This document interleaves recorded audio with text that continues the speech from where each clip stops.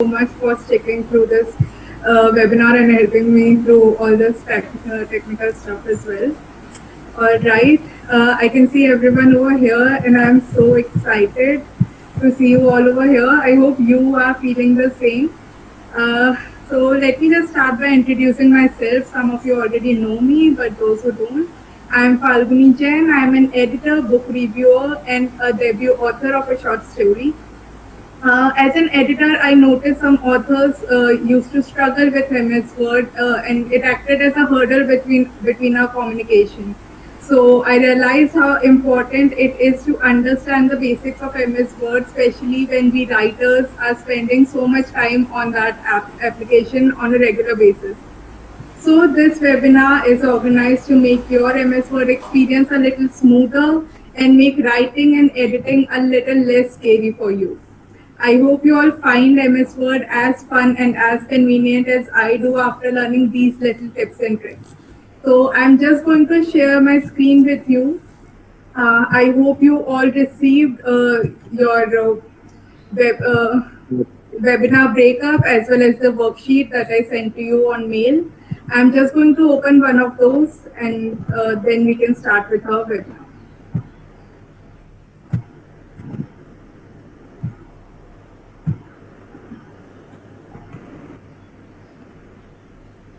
I hope the screen is visible to you. You can drop comments, and Ashwini, you can let me know if any chat comes up because that won't be visible to me while I'm presenting my screen. Yes, Falguni, your screen is clearly visible, and to the audience, if you have any doubts, you can type your doubts in the comment section, and I will act as a mediator between you and Falguni. Great, thank you so much, Ashwini. So you must have received this webinar breakup on your email or your WhatsApp chat. So this is how we are going to proceed with our webinar. How we are going to implement all these tips and tricks is with the help of this little worksheet that I have for you. So I pulled this article out of Wikipedia blog, and I messed it up a little so that we can implement all the tips and tricks that are available on MS Word or the little features that we have over this single document, and you can get the entire idea of how you can make MS Word easier for yourself. So as you can see, this document is pretty messed up. You can see the fonts are different, the sizes are different, the spacing between these fonts are different.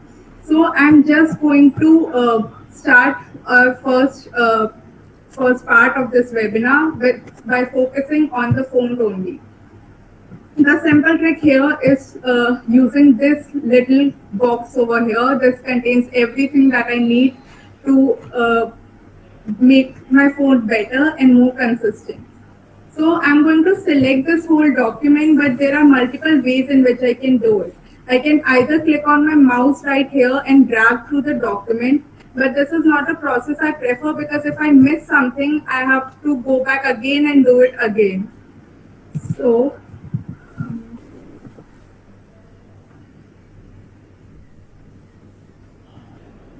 okay, so that's how I'm going to do it. I'm not going to do it by using my mouse. I'm going to use my keyboard instead. So if I simply click on the control button on my keyboard, which can be the command button of your MacBook.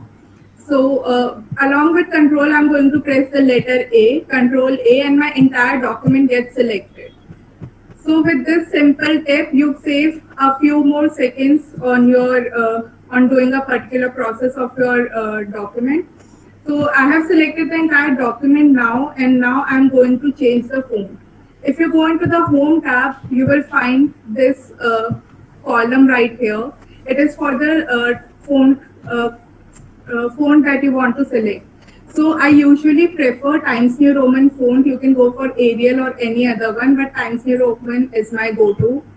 So I'm going to select Times New Roman right here, and in this little box, I'm going to select a size. A size of 12 is usually appropriate for most of the documents, so I'm going to stick with it.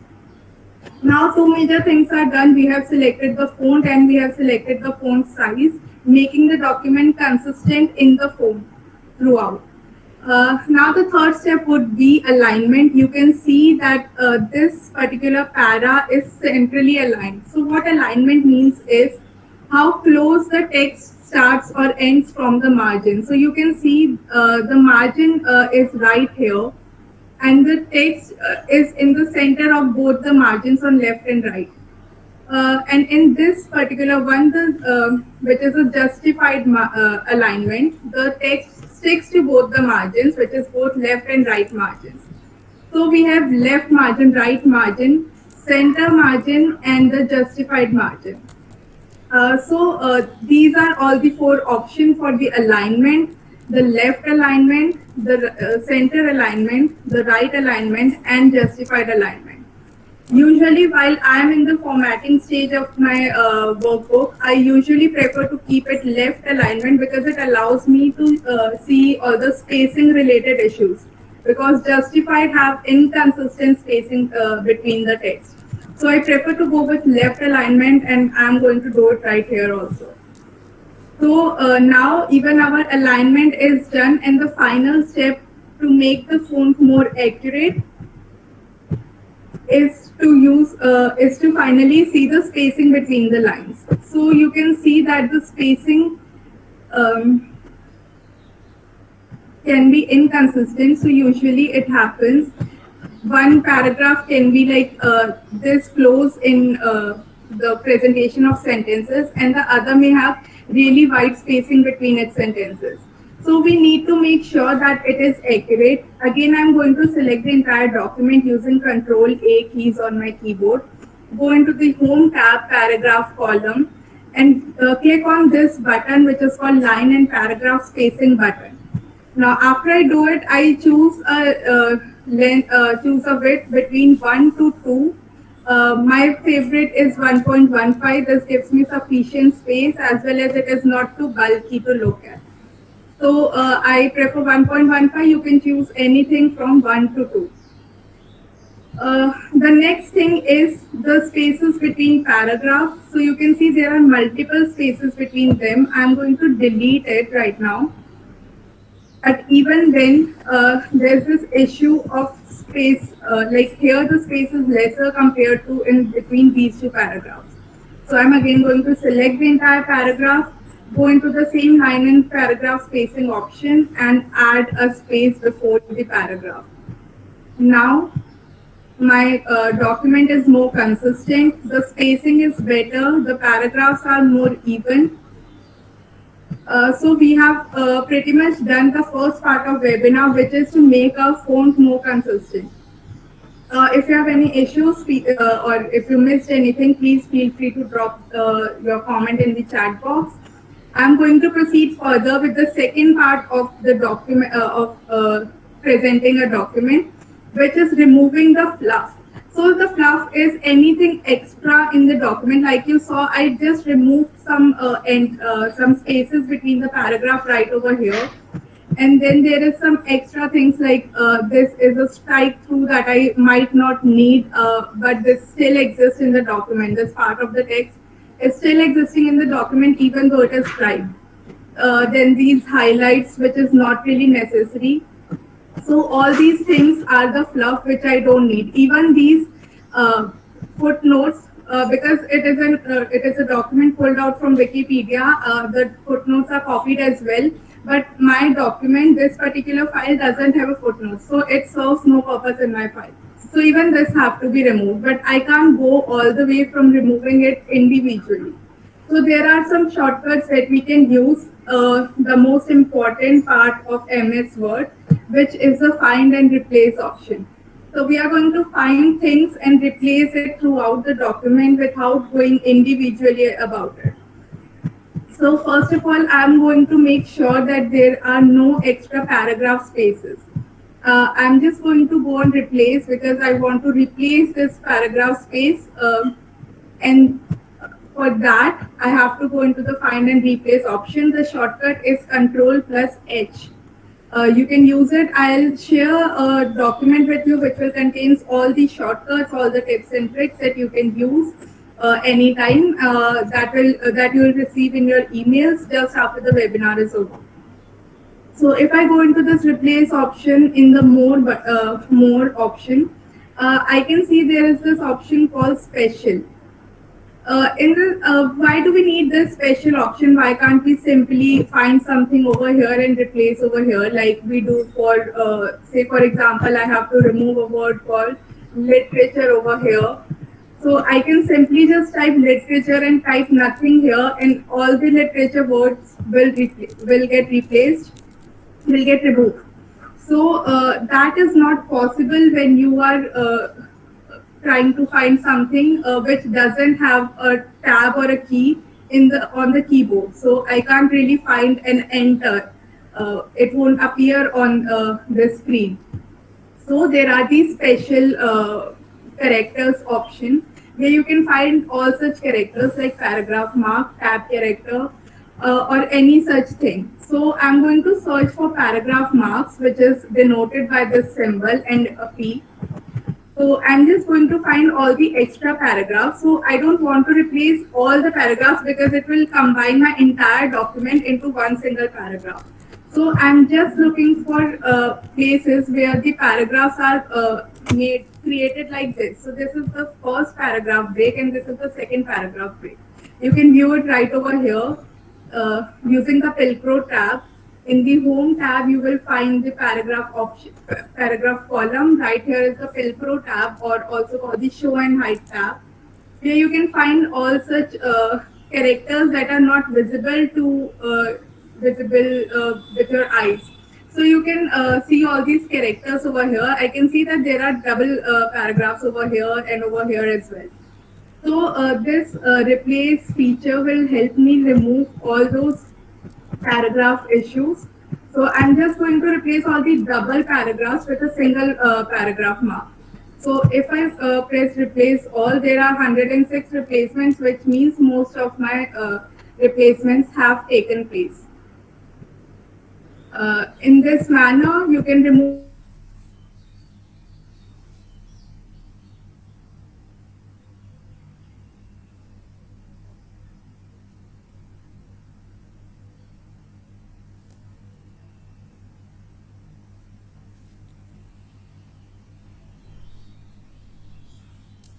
and till now I have 21 replacements again. And now if I press it again, there are 5 replacements still. So once we finally get 0 replacement, we are sure that there are no double paragraphs left in my document, which makes my document clean of all the extra paragraphs that may have occurred.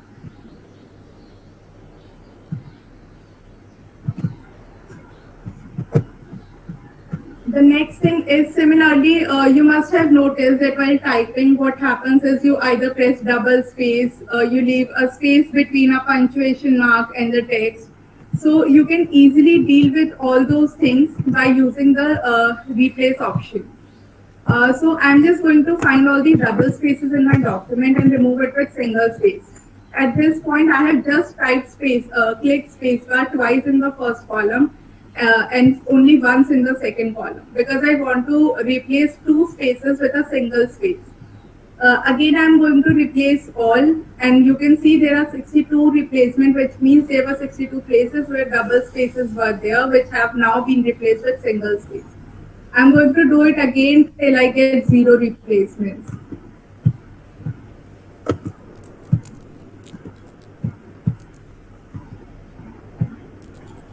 So now we have done it. All the extra spaces are now removed as well.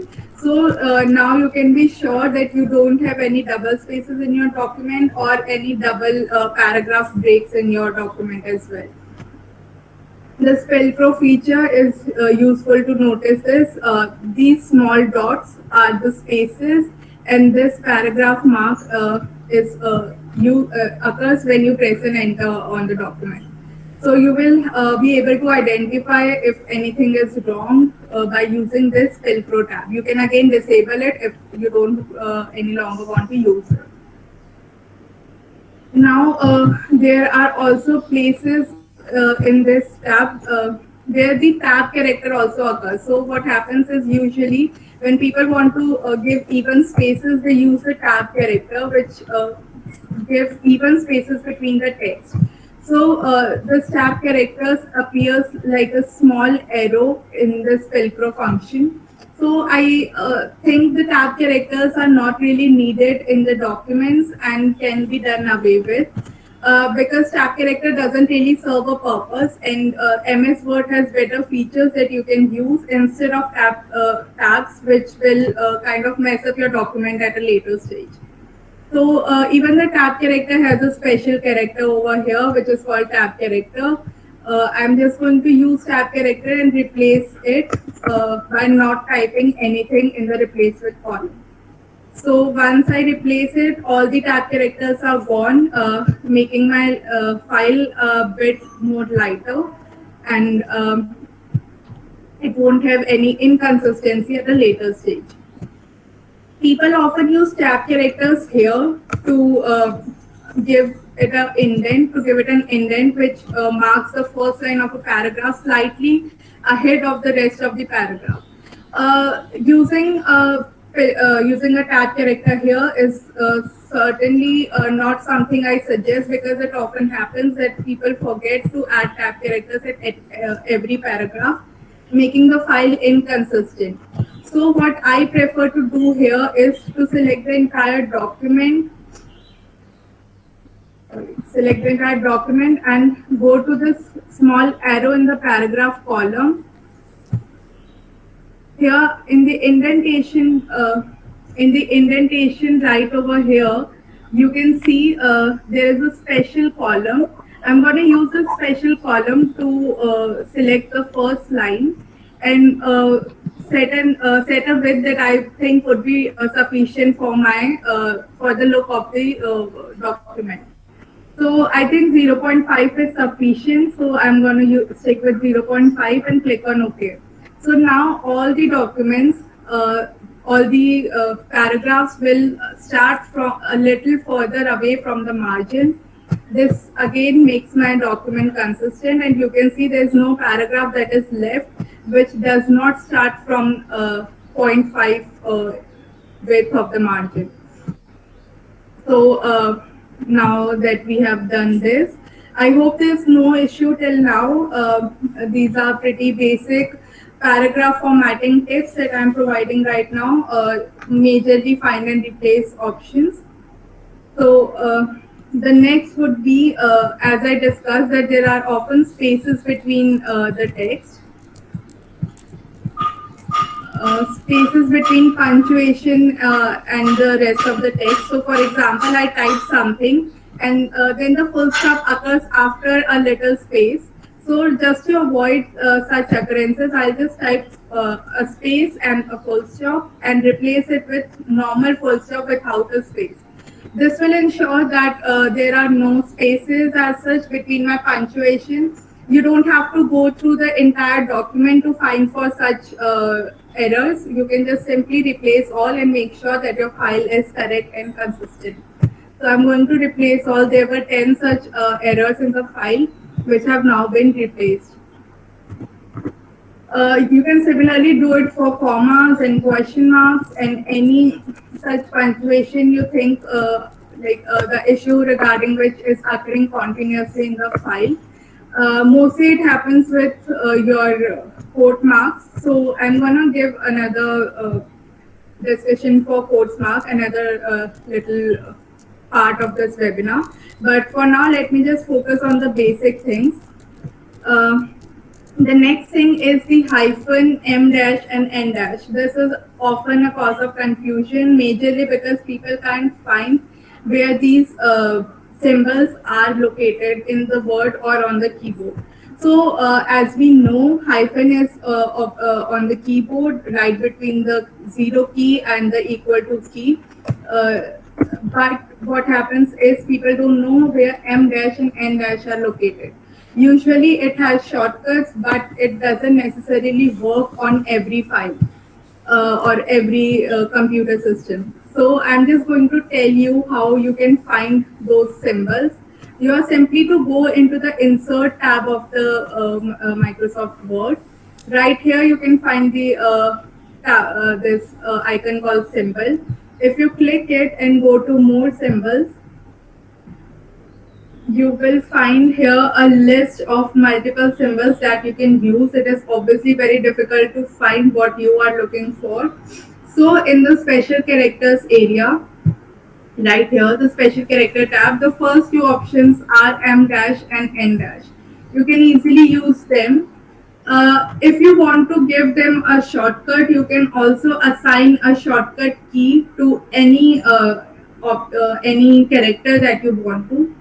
If I go to M dash and press on this shortcut key, I there's another pop-up window appears. I'm just going to assign it a shortcut. For example, I want to give it Alt, Control, and the minus key, the hyphen key. So I can assign the shortcut right here. Click on Assign, and then close the window. So now that I have assigned it, let me just try if it appears or not. I press Alt Control in the hyphen key, and here is my M dash. Similarly, you can assign a shortcut to N dash or any other character that you want to. After this, there's another trick in the find and replace option, which is to find highlights or special formatting like bold, italics, or strike throughs. You can find everything using the find and replace option. So say I have this highlight over here and have some other highlight at a later page of the document. I don't have to scroll through the entire document. I can simply go into the find option, advanced find, and just like the replace option, it has the same options except the replace option. So I'm just going to click on the format button right here, click on highlight, and you can see that here it appears find what. I haven't typed anything because there's nothing specific that I want to find, and in format I have written highlight. So if I start finding it, if I click on find next, you can see that this area got highlighted, which is the highlighted part. If I click on find next again, it will select another highlighted part for me, which is this one. So you can similarly find all the highlights that you have left in a document and have forgot to remove it or something. I can simply go here and under the font option, I can simply remove the highlight to no color. So in this way, you can clear all the highlights. If you are sure that you want to remove all the highlights from the document, you can simply select the entire document and again do the same, doing the highlight to no color. The second thing is the strike throughs, which I can see right here on this page. Even this can be find through we can find through and replace even through the same option by using formats. Now this time we'll go into font, the font option right here, and you can see there are multiple options occurring here. You can find superscript, subscript, strike throughs, double strike throughs, and even hidden text. The trouble with quote marks is that you can replace it. You can simply put quote marks in both find what and replace what with columns, but you have to make sure that you do a dedicated proofreading and ensure that all the quote marks has been used correctly and they have not been misplaced or misused, to make sure that your content is accurate and correct.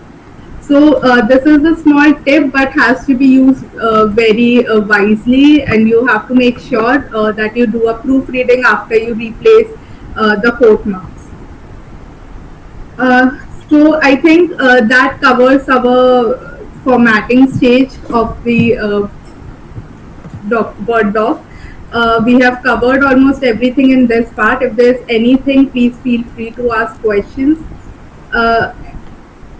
After this, since we have removed all the fluff, there is nothing in the MS doc that is okay. Right, I missed this one.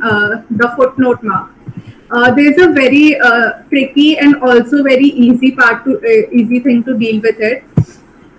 So if I just replace it by typing number 1, number 2, it will take me a long time to deal with all the 150 footnotes that I have in this document. So this is not going to work. What else I can do is to go in the special columns of the find and replace option and then find any digit. So what MS Word will do at this point is it will find any digit which occur between the two square parentheses. So once it finds all these square parentheses which have one single digit between them, it is going to replace all of them. So if I do a replace all right now, you can see that all the footnotes are gone from here. There is no footnote visible right here. But we have more footnotes which are like 11, 12 onwards and stuff. So we can do this again in the same manner. We are going to use this particular uh, option for any finding any digit twice so that it takes all the double digit numbers. So 11 to 99 are all going to be removed using this particular code. So I'm going to replace all again and 97 replacements have taken place, removing all the extra footnotes that were not needed in this particular document. Now, since I told you there are 150 footnotes over here, I'm going to use it once again to remove all the 3-digit codes as well. And again, I'm going to replace all. And now all the replacements have been made. You can make a quick check to see if there are any other sort of footnotes or any other sort of extra markup over here by simply going to the find navigation bar. So you can simply click Control F or you can use this button find and again click on find to open this tab. So this will allow you to see if there are any inconsistencies left in your file. I'm going to check if there are any more square parentheses which have footnotes or similar kind of irrelevant information. So I'm just going to remove it. You can see there are still 9 results left. Let me see what all these parentheses include. So first of all, it is citation needed. I don't think I need a citation here. So I can remove it. But if I think I have a citation, I can also add it, which I'm going to explain in the later part of this webinar. So for now, I'm just going to select it, find it, and replace it like I did earlier.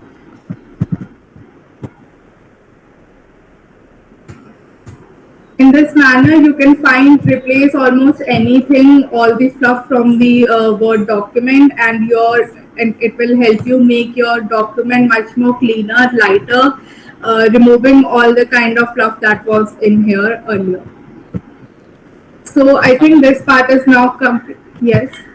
So there is two doubts from the audience, actually three, but you covered the footnote thing. So the two doubts are when we use alignment for the beginning of a paragraph, like indent the first line of the paragraph and use tab or the paragraph spacing. So how all these three are different, like using a tab or using a paragraph spacing or using the indentation from the ruler area. So how these three are different. And the second one is when and how to use quotes, like different type of quotes, single quotes versus double quotes, curly quotes versus straight quotes, where and why to use them. Okay, thank you so much, Ashwini. These are very nice questions. So first of all, I'm going to pick the indent one. So as I told you, people often use the tab to set the indent.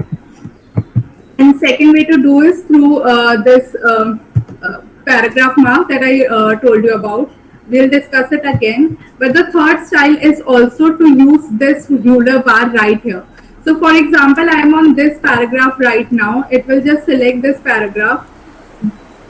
If I don't think I can zoom in here, but if you look at the cheat sheet that I'll send you, you will find out what I'm talking about.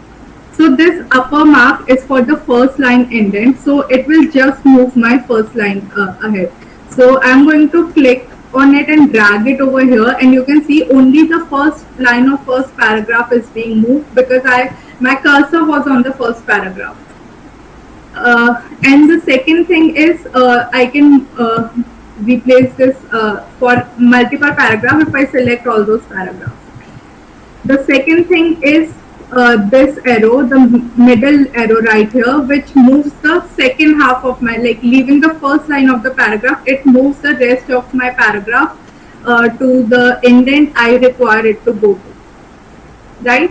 And finally, there is this little rectangle thing over here, which will move my entire paragraph. It won't leave my first line, it won't leave the later half of the paragraph. It will select the entire paragraph and move it along the ruler indent I wanted to. So these are the three options that you can work with. It completely depends on your necessity. So if I do a control A and make a change, it will simply make a, it will be very simple. It would be like it won't have any inconsistency with the rest of the document, and you will make sure that there's no like you can set your own width, you can set your own spacing, everything can be done. So there's no like cause of confusion in this part. But when you do the setting with a ruler, you need to ensure that the paragraphs that you have selected are the ones that you need to work on. You also need to make sure that the width you are selecting is perfect. Like this one would be 0.5 as we have done in the later parts as well.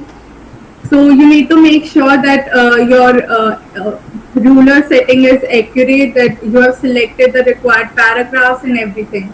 And with tab, you can just move your first line, your paragraph with 0.5 of this ruler scale. So with every tab click, the text would move a 0.5 inch further.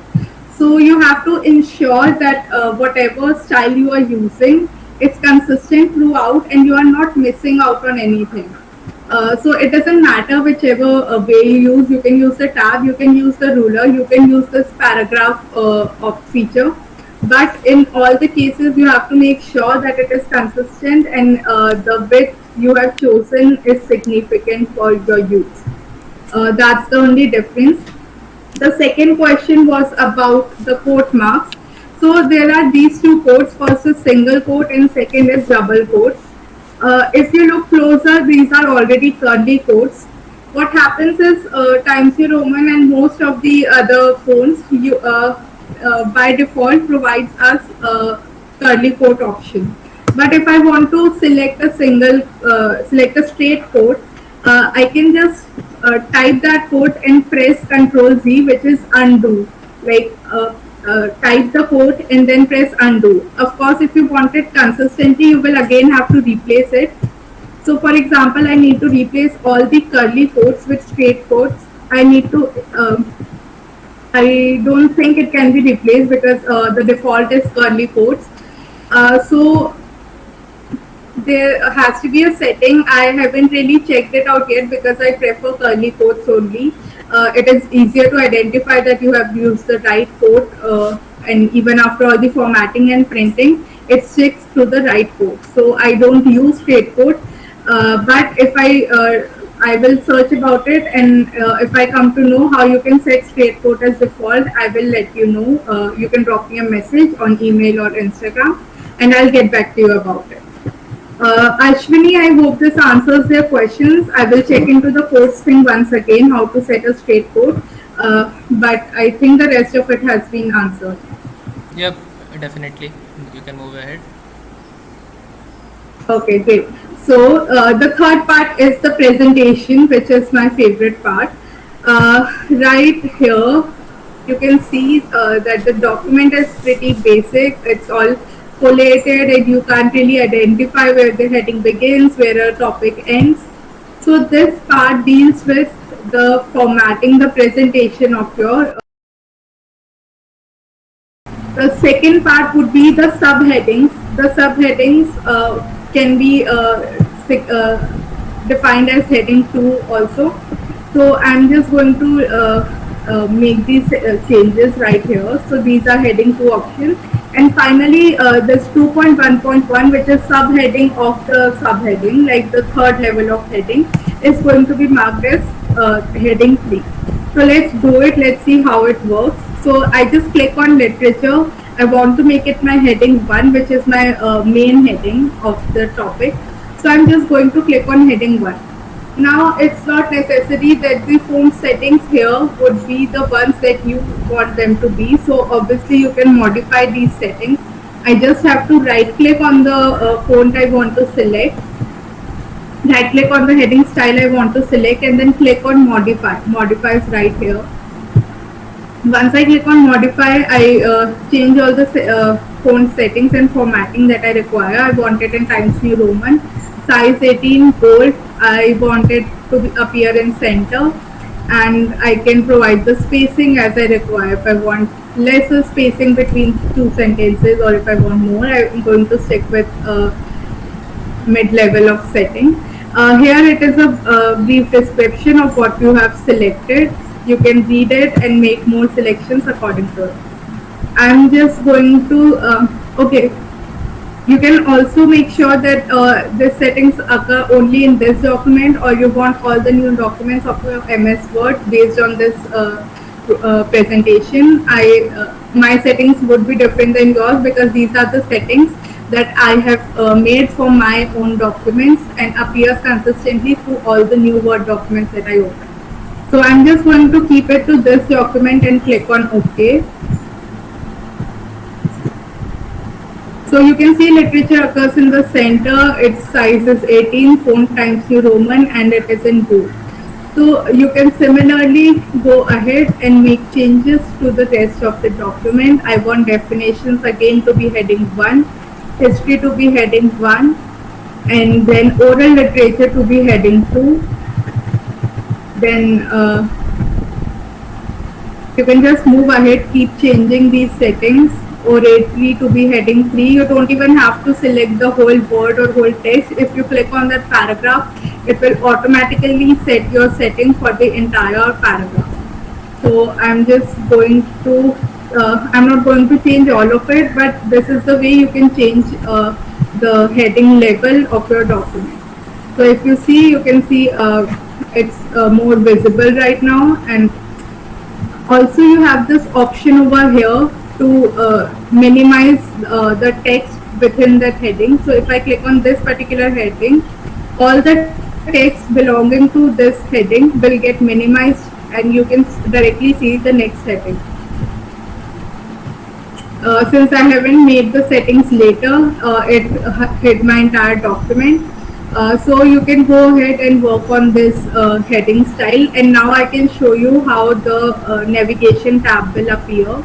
So I'm going to the view tab and navigation tab, and you can see right here these are heading 1s, which are on the leftmost side of this column, and this one, oral literature and writing, are set in heading 2, and oratory is setting heading 3.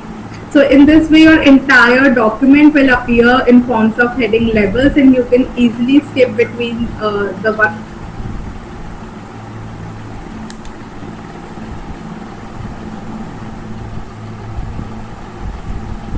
Create one over here. If I go into the references tab of MS Doc, you can see a table of contents right here. So I'm going to click on table of contents and select whatever table I feel like using. And if you select it, you can see all these content that I have provided the heading level for, provided style for, will appear right here. So since rest of after writing I didn't provide any heading level or any style to the rest of the content, the index doesn't show anything beyond it. So it's very basic now, that it's very obvious now that we have to set headings if we want to use the index feature as well as the navigation pane of the MS Word. Also it will help you to skip through the content easily and make your work easier. So this is how your styles would work. The next thing we do is dealing with scene breaks, which is right here at the end of this document. So you must have seen that while writing something, these scene breaks appear. So first of all, let's discuss how do they occur. So when for example, I want to give a scene break. I'm writing a story and there is a switch in the scene. I just type triple star or asterisk as it is called and press enter. This is how these kind of lines appear, and you can't just remove them. I can't backspace it, I can't delete it, and except Control Z, which is undo, there is no other option. But since these are old lines, I can't even undo it. So there has to be a way where I can deal with it, and there is. You simply have to click on the line above this scene break. Go to the paragraph section in the home tab, and here you will find this little box called borders. You just have to select no borders and these lines will be gone.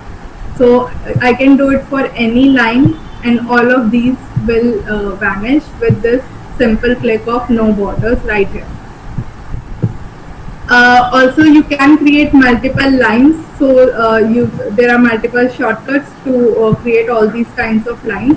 So if I click on hyphen thrice and press enter, it will give me a fine line like this. If I click on underscore thrice, it will give me a little thicker line.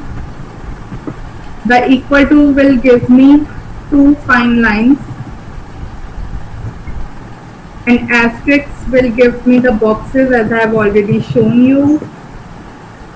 And finally, hashtags will give me this kind of line. So this is how I can deal with, I can create and also now remove all these kinds of lines.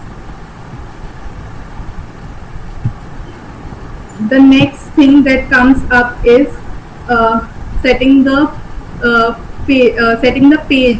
layout of the page. So it can be simply done from the layout option. I'm just going to zoom out so that you can have a wider look. I'm going to go into the layout section. You can see the options over here: margins, orientation, size, and columns.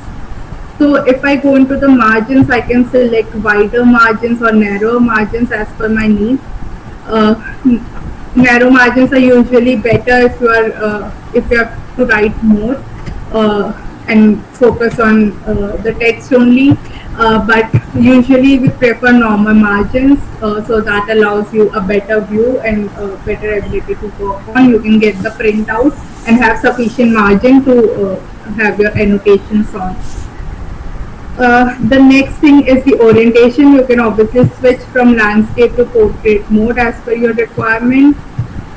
And finally, there is this option of size. So if I'm going to set my document to make it print ready for say a fiction book, I'll have to see its size. A normal fiction book usually is of size 5.5 into 8, I think.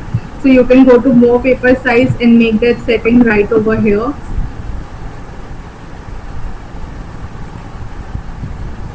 And you can see that the entire document, sorry, I used the opposite sides, so I misplaced the width and height options. But basically the gist is that you can use more paper sizes as well as the sizes that are provided to you.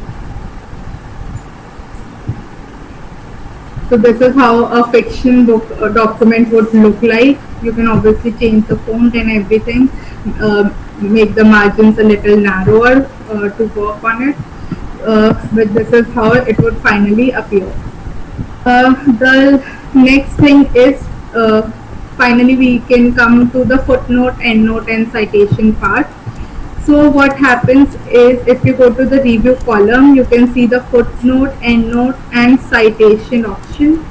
It's very simple to use. Footnote occurs right on the page where you want, make it appear. So if I select this word and I want a footnote to appear for this, the footnote will appear right over here at the foot of that particular page. If I select an endnote, the endnote will appear at the end of the document. So it will appear on the very last page of that document. It will appear something like this. So if, for example, I have a footnote for value judgment, it will add a small number 1, which is a superscript 1 over here, and it will mark another one over here, which is at the foot of the page, and you can add the relevant text you want to add over here. Next is the endnote. Endnote appears exactly the same, but it appears on the end of the document. And the third is citation. This is an important feature, especially if you are writing something in non-fiction genres. Citation is very important and often inappropriately used, sometimes not used, not even used by the authors. So what you can do is click on citation right here, insert citation, add a new source. So for example, this particular quote is made by Encyclopedia Britannica. I would just have to write the name of the author, the title of the book, say encyclopedia, year of publishing, so it must be whatever year, the city of publishing, say Delhi, and finally the publisher, say Britannica, I don't know. So I'm just going to add all these details over here and click on OK. So you can see that it automatically shorten my entire description to make it appear to make it a citation as followed in the particular style. So you can change the style from here, APA style or Chicago style. So basically, if you can see my video right now, you can see that this kind of books are the guides that editors use to write how the citation should go, to make sure how the like text should appear. So all the kind of editing details come from guides like this. So this one is Chicago manual. There is the other one, APA manual. So the MS Word, this feature of MS Word will automatically pick up the style that you choose, and you won't have to worry about like if the author's name should appear first or if the year of publishing should appear first. So this kind of this particular feature is really helpful if you are writing a lot of citations. The bibliography appears at the end of the book, so I can select a style for the bibliography as well. So for example, okay, so I have to go to the end of the document and then here click bibliography. It will make a list of all the citations that I have made, and finally bring a list of bibliography over the last page of the document or wherever I place my cursor. So I hope the citation part is clear. It is very important. So you need to know how to use it correctly and save your time in finding out how to cite a book or an author, and it will do it automatically for you. The next part which comes up is Hey Falguni. hello. Yes. So there is a person who is asking that when to use APA style and when to use Chicago style, and which one is more common. Okay, so that would depend on the author as well as the publisher. So this is basically a personal choice. So there is no better option or no correct thing to do. These both styles, as well as there are a few more, can be used in any manner you like, because it just has to be consistent. That's all that matters. And unless you are working for someone, then their house style would be very important to keep an eye on.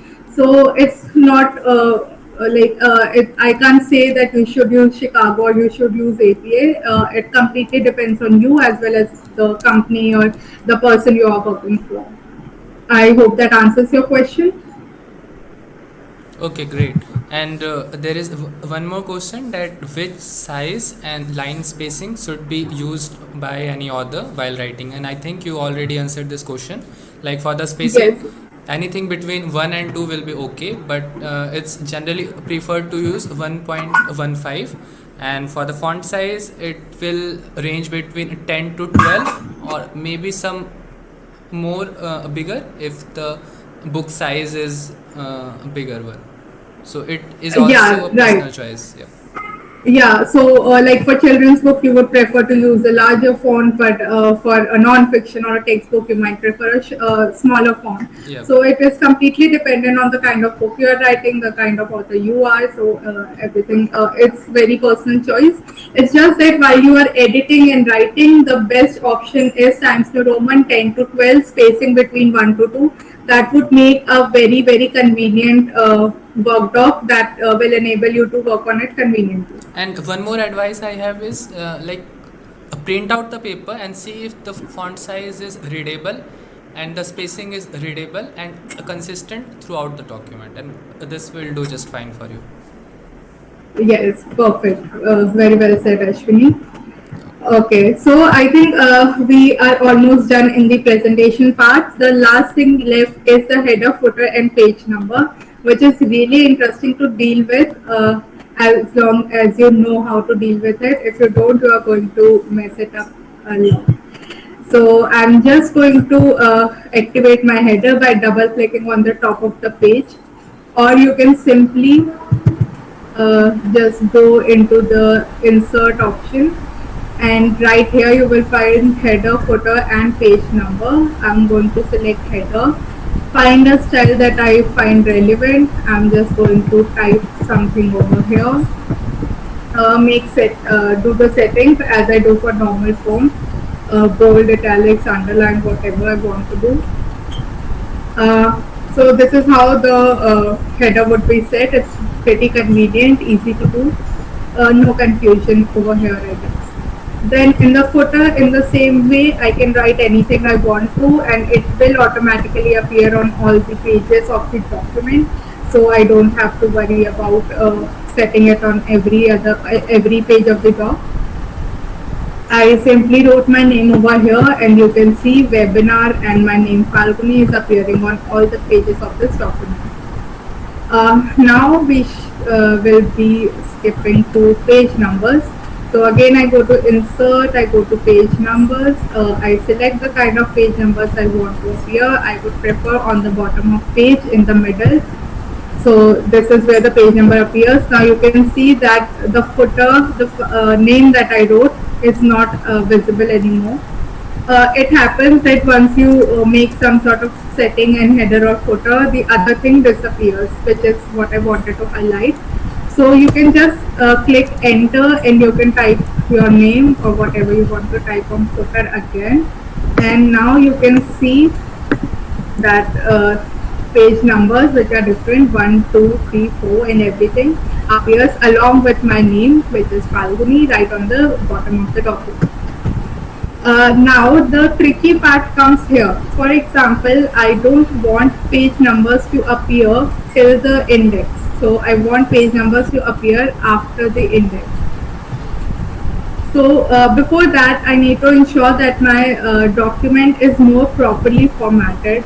So I need to ensure that the content go on one page, the rest of the document goes on another page, the headings as the headings change, the page next page appears. So all these kinds of settings have to be done, which should not be done by using enter. So for example, I want to throw content on the other page. I can't press enter, enter, enter because it will be quite complicated to deal with. For example, I want to add another paragraph over here after I move contents over the next page. Once I add more content over here, you can see the contents also move over here.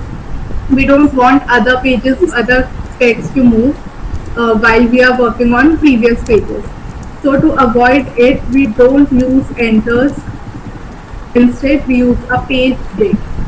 Page break can be found out right here in the layout section under the breaks area. You will find the page break option. You will see there are multiple other kinds of breaks. Sorry. Can you make sure all the others are muted?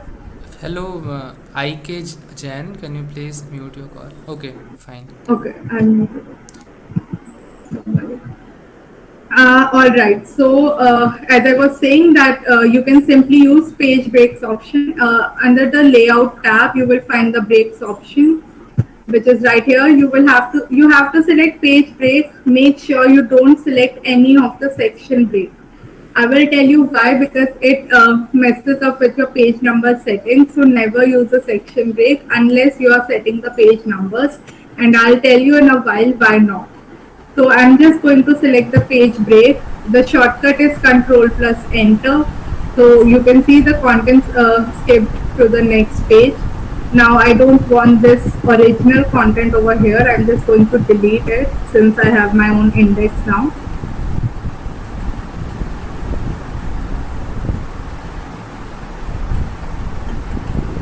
So I deleted it. I want definitions again to appear on next page. I'm going to press Control and Enter. It will add another page break. Similarly, I'll just keep adding page break till I think the document is satisfactorily arranged.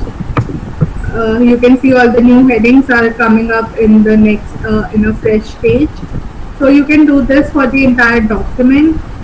Now when we are setting page numbers, usually in fiction or non-fiction book, you can see up to the contents page, the page numbers are not there, and page numbers only appear from where the actual content begins. So I want to remove these first three page numbers because these are not really my main pages. My main content starts from here. So I want this to be my page number 1, which is right now page number 4. To do this, a very simple technique is to go to the page where you want to start page number 1 from. So I want to start this page, want this page to be page number 1.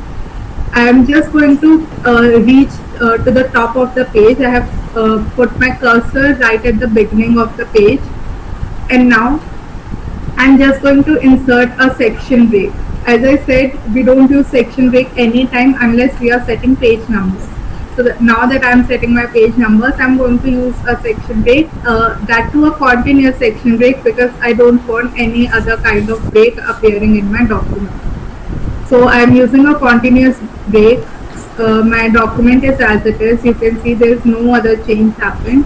Even the page numbers are still the same. Now I am going to activate my footer by double clicking over here.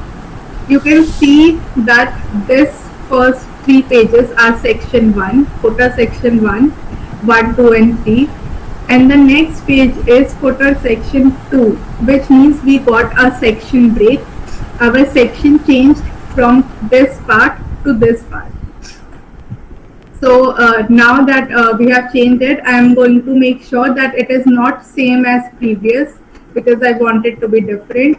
So I'm just going to go into the head and footer tab, and under the navigation column, you can see the link to previous is activated. I'm just going to disable it. So now that little font, little text which said link to previous section is gone now. And I can now make changes in this section without making any effects in the upper section.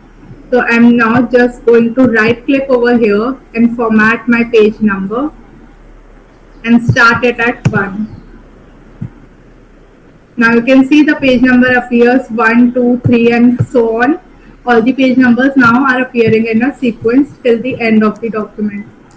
And these first 3 page numbers are still 1, 2, 3. I'm simply going to click on it and delete the very first page number in this list. Now you can see there's no page number over here in the first section of the document, and the second section starts from page number 1 right as I wanted it to. I hope this is clear. Setting page number is clear. If there's any doubt, you can drop it in the chat box. Hello, Falguni. Yes. So, okay, someone is asking about the kind of book we see in the market, like the left page has the author name and the right page has the book name. So how you can do this, like the space where you see a webinar, can the odd pages have a webinar and then the even pages had your name like Falguni? Yep.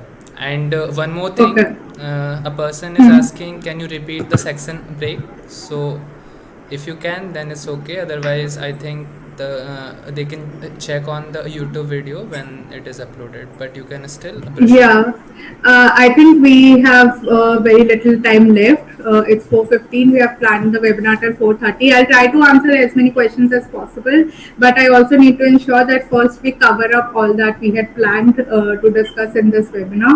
I'm going to quickly take you through the odd even things that you asked me about. So you can just click, you can open this header and footer option. In this column, you can check this different odd and even pages. You will see odd page header, even page header. And now you can see that there is webinar written over here, but not written over here. So whatever change you will make here will appear on all the even pages of the header. Like you can see, FJ is appearing on the even pages. But on the odd pages only webinar will appear. So I hope now it is clear how you can change odd and even pages. Now if I want a different first page, you can click on it and it will neither contain your header nor your footer, and it will be completely blank. So I hope that is clear now. I'm going to skip to the next part, which is collaboration, which is how you talk to other authors, how you communicate with them. Alright, so I hope the page number and presentation part was clear to everyone. So let's start with collaboration, how you can talk to and communicate with your co-authors while sharing a document. So the basic technique is to use the track changes mode and the comments while working with anyone else on a single document. When you go into the review tab of the MS Doc, under the tracking option, you can enable the track changes option, and now you can make all your changes. So for example, I don't want this sentence, I want something else in its place. I just simply made all the changes I wanted. Now, if I want to make these changes visible, I want to see what changes took place, because right now I can just see whatever the content is, but I want to see what was originally written here and what the person has wrote after that actual change. Just a second, I'm so sorry. I'll be back in a minute. Okay, so Sivraj has a question, and he was asking that how many words a page should contain. And again, it will depend on the genre for which you are writing and the size of the book, and also it will vary, of course, on the basis of sizes. And when you save the file for the final print, it should be sent in a PDF format so that your formatting will not distort it. So when you set in a PDF format, the amount of word you fix on a page will be set fixed. So anything between 250 to 350 will be a good number. There is no hard and fast rule. Okay, fine. Hand over to you, Falguni. Okay, all right. So as I was just saying, we can how we can view what changes have been made. We can simply go to tracking again, and here where you can see simple markup, you can just click on this little arrow and select all markup. So what happens is when you do all markup, whatever changes you have made becomes visible in either red or blue ink, depending on the settings or depending on the number of authors you are working with. So every author will have a different color of ink, so you can see who has made what changes. So if I want to say make a formatting change, make it bold or italic, these formatting change will occur right over here.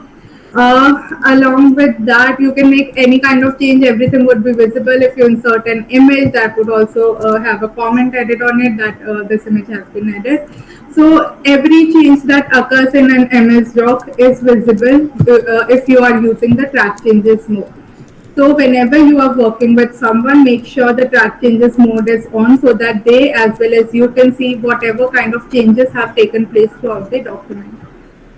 If you go for no markup, you will see the final version of file, how it will look like. So no markup, it won't have any kind of identification that it is a track changes document. It will be just the final look of the document that will appear when you like go ahead with the finalizing the document. And final of this is the original. You can see what the original document look like and what the track changes document look like. So if you are using the simple markup, there will be this red line over here, which would signify that track changes have been made in this particular line of the paragraph and not over here. So that would make your work easier. You will be able to identify even changes as small as a comma would be visible. So I just removed a comma from here, but this shows that there has been a change, so that I can notice it and I can take an action accordingly.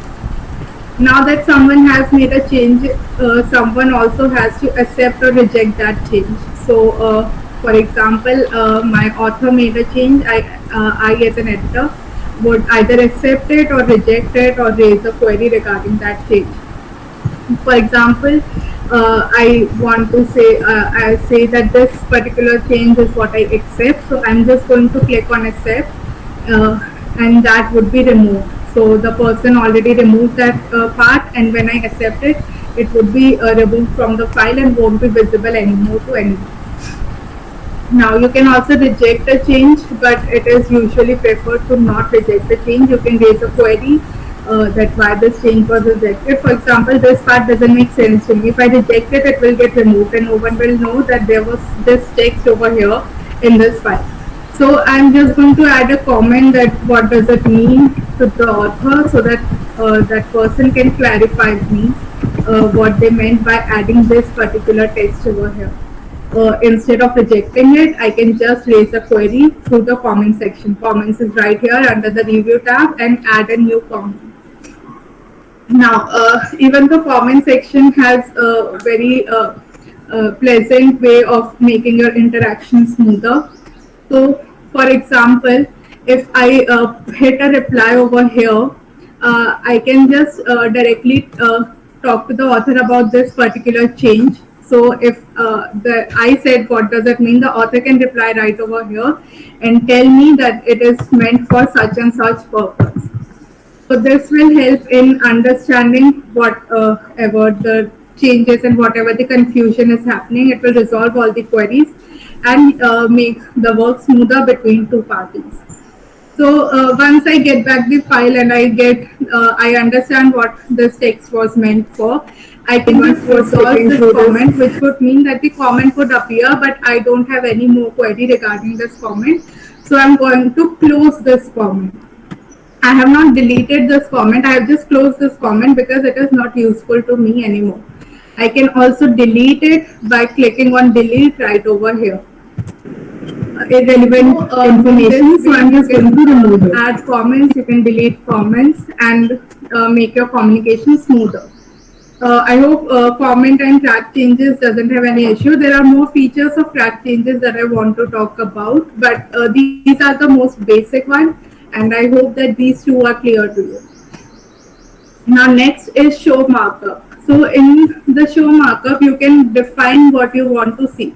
For example, when I say select the entire document and make a change, for example, I change the text from Times New Roman to Arial, all the paragraph will have a different font change, this formatting comment kind of thing. So it will make the document really bulky, and I might miss out on important comments and important formatting, important changes that took place.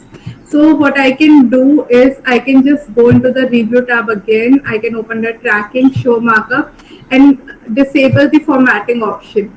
So now you can see no formatting changes visible. I can clearly see the text changes. I can see the comments that I made, but I don't have to see the formatting changes because it was causing confusion. So this is insertion and deletion, which is basically the text changes in the comments that is right here. So you can enable and disable whatever you want to see while working on the document and what you don't want to see while working on the document. And the next one is specific people. So for example, more than 2 people are working on it. I don't want to see my own comments, but I want to see someone else's comments. I can just disable my name over here and enable the other person's name, so that I see only their comments and their changes and not my own. So this will really smoothen my process. But it is also to be noted that none of your changes would be visible. You will see the original document of your site, but only their changes will be visible. So you have to make sure that you work accordingly and constantly switch between the two so that you don't miss on anything.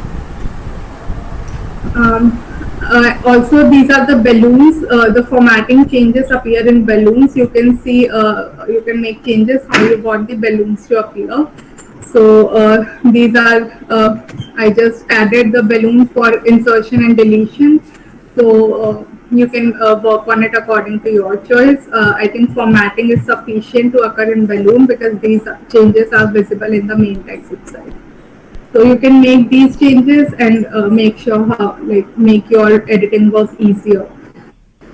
So that is all in show markup option. The final is reviewing pane. It will show you all the changes that you have made in a list over here. You can enlarge the screen and have a comfortable view of all the insertions, deletions, and comments that appeared in the entire document.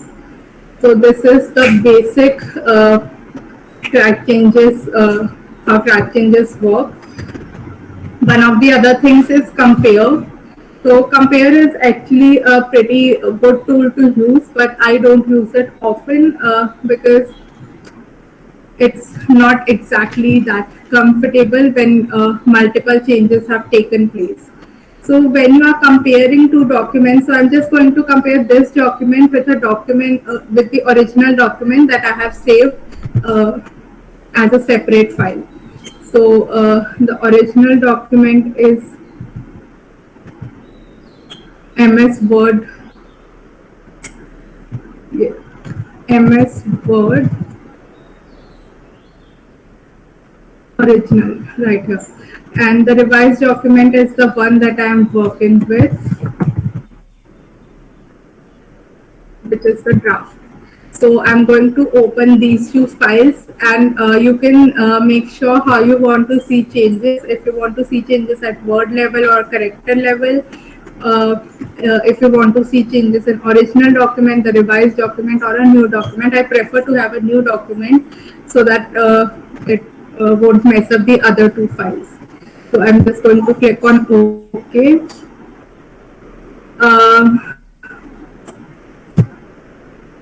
Just clicked on yes, and now it will bring up the third file, which is this one.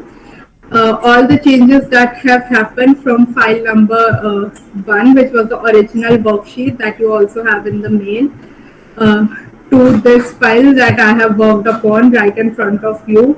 These are all the changes that have taken place. You can see it looks very bulky, so I'm just going to add some lesser markup so that it's easier to view.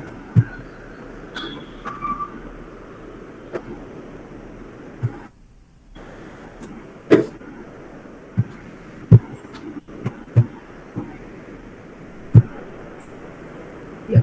Now you can see only the text changes that we made, like removing the footnotes, making changes with the punctuations, and removing the highlights. Only those changes are visible, and not all the other font and formatting related changes.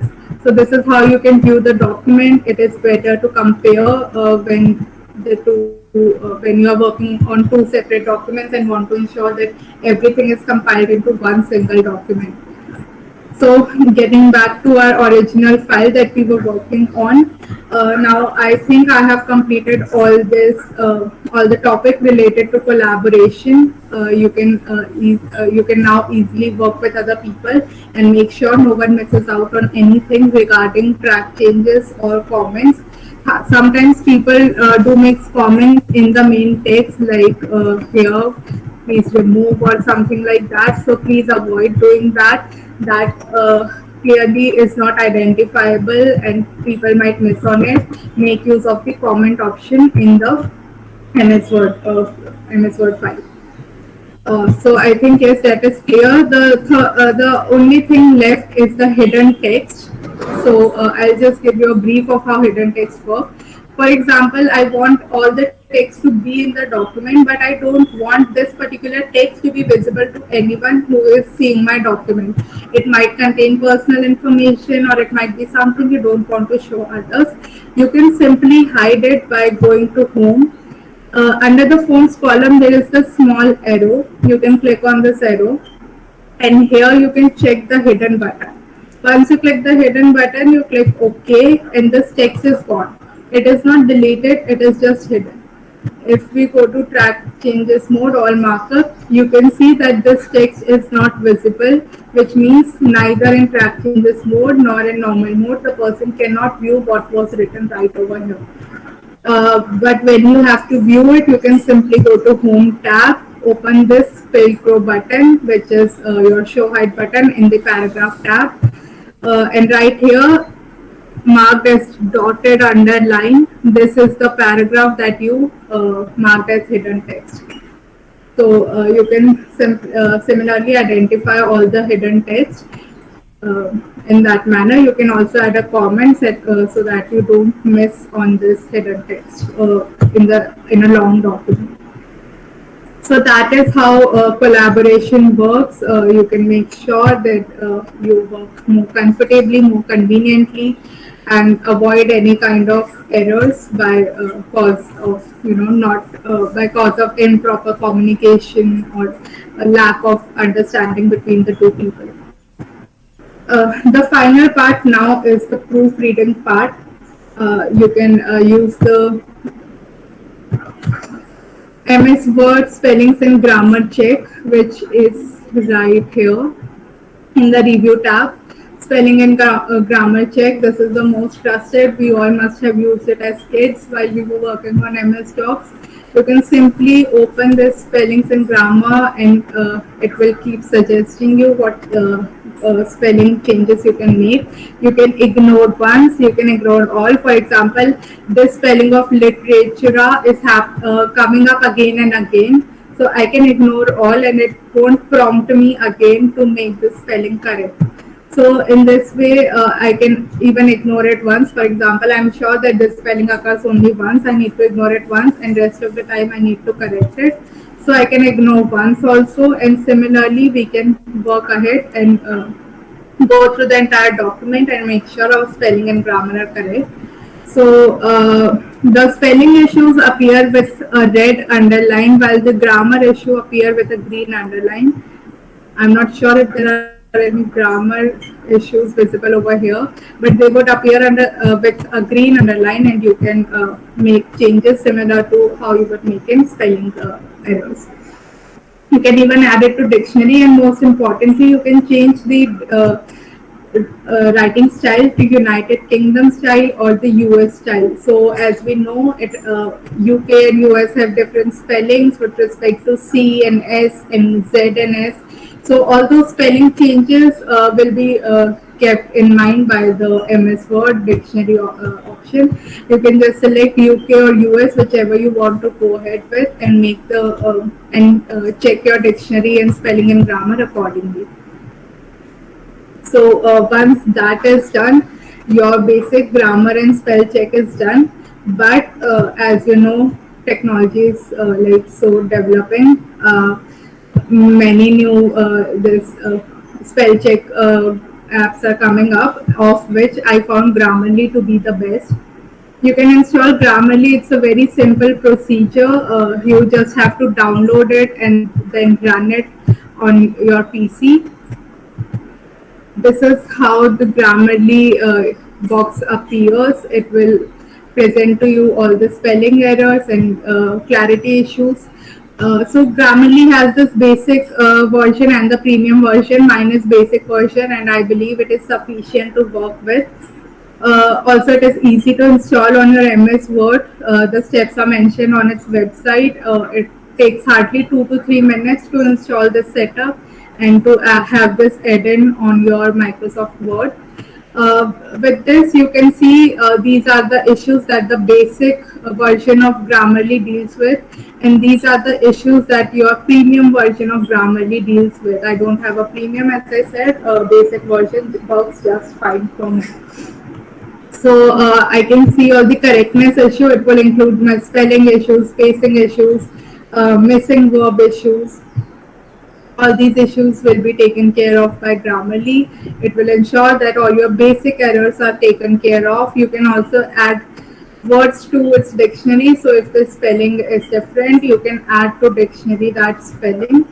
Usually happens with names. Uh, and the clarity issue would be like if something is sounding too wordy, or it can be replaced with a shorter word, with a single word instead of a longer phrase. So that kind of change recommendation appears in the clarity issue. So that is how Grammarly works, and I love using Grammarly more than I use MS Word spelling and grammar feature. So I suggest everyone should use it. And the final technique of proofreading would be to use the read aloud option. If you click on read aloud, you can change the setting of the speed. So it could be faster, it could be slower, depending on your choice. And you can also select a voice, whichever you prefer. And this will allow, when you listen to something, you are bound to catch errors faster than when you are reading it. You can switch between the modes, and it will help you find out more errors than you would do in a normal reading session. So I think that's all. I think I've covered all the aspects of MS Word. And if you think that I have left anything, please let me know. I hope this session has been helpful to you, and I hope that you have learned something new in this session. Please mention in the chat box what you learned new and what you want to know about, because the time is over. It's 4:37 already. If I feel the need, I would like to host another webinar, but for that I would need a feedback to know that this webinar was good enough and you want me to host another webinar. Please mention in the chat box. Looking forward to hear your views. I'm going to shut off my screen and stop sharing.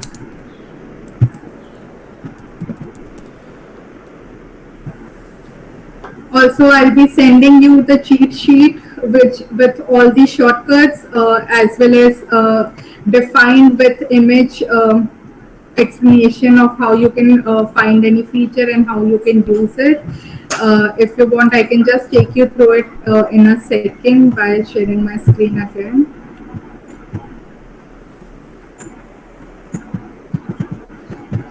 So here is the cheat sheet. You can see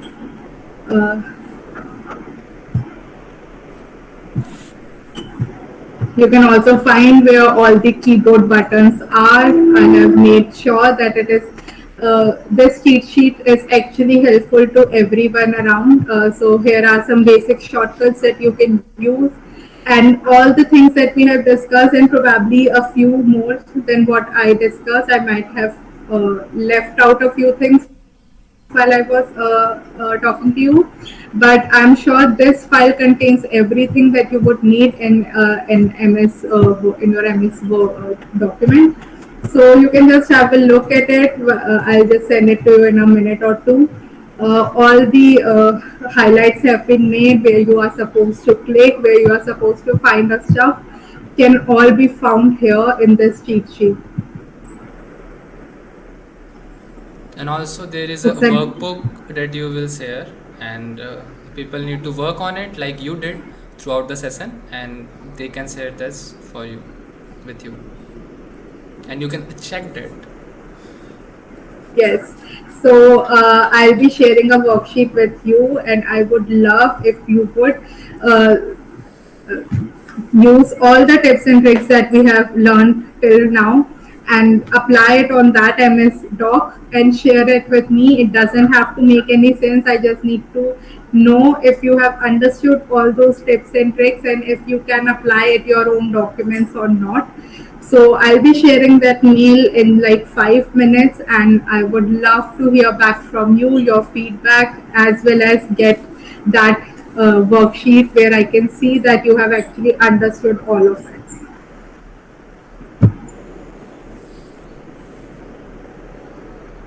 If possible, please conduct a webinar on editing process.